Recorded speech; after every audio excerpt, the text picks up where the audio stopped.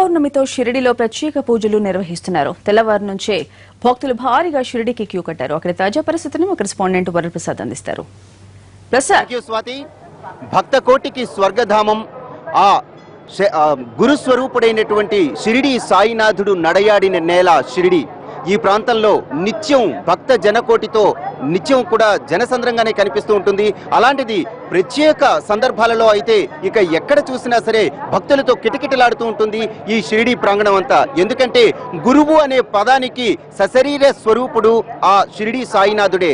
అలాంటి పరబ్రహ్మైనటువంటి గురువు నడయాడిన నేల ఈ షిరిడి. అందుకనే ఇక్కడ గురు పూర్ణిమను సందర్భంగా గురు పూర్ణిమను పురస్కరించుకొని అనేక లక్షల మంది భక్తులు ఈ స్వామిని దర్శనం చేసుకోవడానికి ఇక్కడికి వచ్చారు. మనతో పాటు ఇక్కడ అనేక మంది భక్తులు వేచి ఉన్నారు. వారు గత 2 రోజుల నుంచి కూడా షిరిడీలోనే ఉంటూ ఆ సాయిని అనునిత్యం దర్శనం చేసుకుంటూ ఉన్నారు. ఈ రోజు కూడా గురు పూర్ణిమను పురస్కరించుకొని మరొకసారి ఆ స్వామిని దర్శనం చేసుకొని హారతులు అందుకుంటున్నారు. వారితో మాట్లాడదాం, వారి తాలూకు అనుభవాలు తెలుసుకునే ప్రయత్నం చేద్దాం. అమ్మా, మీరు ఎక్కడి నుంచి వచ్చారు? ఎలా అనిపించింది? దర్శనం చేసుకున్నారా? ప్రతిసారి వస్తూ ఉంటారా? సంవత్సరం 2 సార్లు వస్తూ ఉంటామండి మేము. బాబా మహిమలో చాలా మహిమ గల తండ్రి.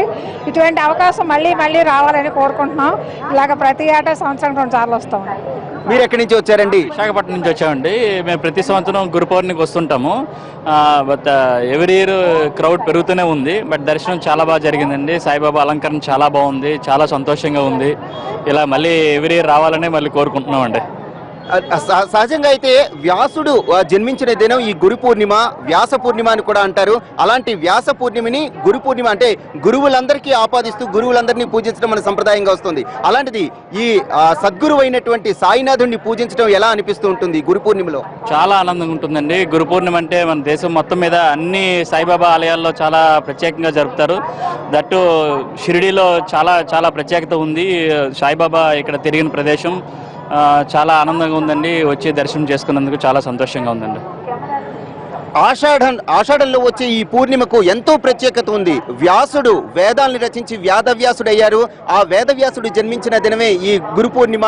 కాబట్టి ఈ గురు పూర్ణిమకి గురువులందరికీ ఆపాదిస్తూ పూర్ణిమగా జరుపుకోవడం జరుగుతుంది. అయితే సద్గురువు అయినటువంటి సాయినాథుడిని పూజించటం మరింత ఆనందదాయకంగా ఉంటుందని కలియుగంలో మనకు కనిపించే ప్రత్యక్ష గురువు షిరిడి సాయినాథుడే. అలాంటి షిరిడి సాయినాథుడిని షిరిడి వచ్చి దర్శించుకోవటం మరింత ఆనందదాయకం అంటారు. అమ్మా, మీరు ఎక్కడి నుంచి వచ్చారు? కిధర్ से आए आप? झारखंड से आया है। कैसे दर्शन किया आपने? दर्शन किया, बहुत अच्छा लगा और हमेशा हम आते हैं बाबा के पूजा में, दर्शन में बहुत अच्छा लगता। बाबा सतगुरु साईनाथ ब्रह्मांड के देवता है, वही त्रिलोक है, तो इसीलिए बाबा को बहुत ज़्यादा कोटि कोटि प्रणाम, धन्यवाद। సో సద్గురువు అనగానే కూడా సాయినాథుడే గుర్తొస్తాడు. చెప్పండి, మీరు ఎక్కడి నుంచి వచ్చారు? మాచర నుంచి వచ్చి కపిలేశ్వర మండలం మాచర కపిలేశ్వర మండలం వచ్చామండి. వ్యాపారం చేస్తాం. గురు చేసుకున్నామండి. బాగా పడేరండి. ఎలా అనిపించిందండి స్వామి దర్శనం దర్శనం? బాగా దర్శనం పడింది. మీరు ఎక్కడి నుంచి వచ్చారు? ఆంధ్ర అండి, మాది పశ్చిమ గోదావరి జిల్లా సిద్ధాంతం అండి మాది. ఓకే, దర్శనం చేసుకున్నారమ్మా? ఎలా అనిపించింది స్వామి అలంకారం? అది ఇక్కడ ఏర్పాట్లు ఎలా ఉన్నాయి? చాలా బాగున్నాయండి, చాలా బాగున్నాయండి ఏర్పాట్లు. ఏ ఇబ్బంది లేదండి, బాగున్నాయి.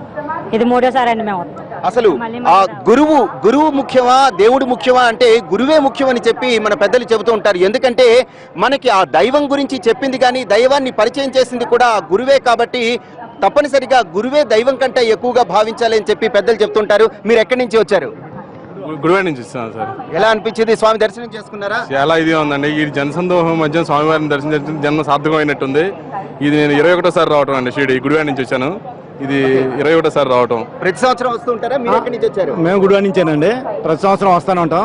ఈ రోజు గుడివారి నుంచి నిన్న బయలుదేరి వాళ్ళు వచ్చాము.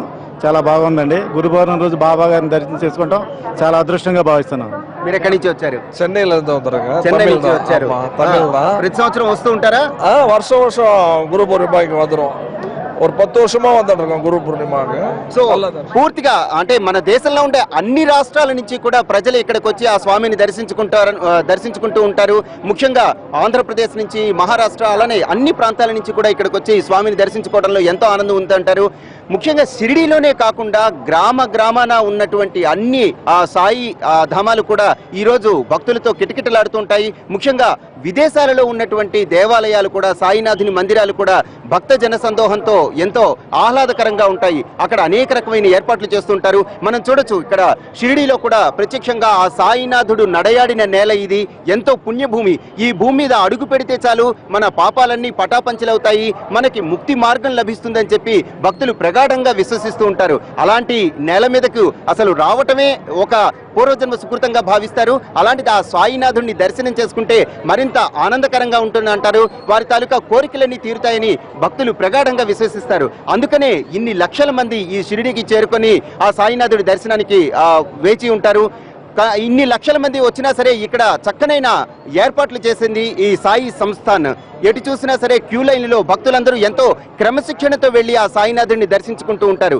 ఇక్కడ సాయి ధుని అనే ప్రాంతంలో కానీ లేదా చావిడి అనే ప్రాంతంలో కానీ కూడా అక్కడ కూడా మంచి ఏర్పాట్లు చేశారు. అక్కడ కూడా ఎటు చూసినా క్రమశిక్షణతో భక్తులందరూ వెళ్లి ఆ సాయినాథుడిని దర్శనం చేసుకుంటున్నారు. ముఖ్యంగా సాయి బోధించినటువంటి 2 ముఖ్య విషయాలు అవి కూడా పాటిస్తూ ఉంటారు. అట్లానే సాయినాథుడిని దర్శనం చేసుకున్నంతనే కూడా మాకు నిజంగా మేము అనుకున్నవన్నీ కోరికలు కూడా తీరుతాయని చెప్పి ఎన్నో మాకు అలాంటి విశ్వాసాలు కనిపిస్తూ ఉంటాయని కూడా చెప్తూ ఉంటారు.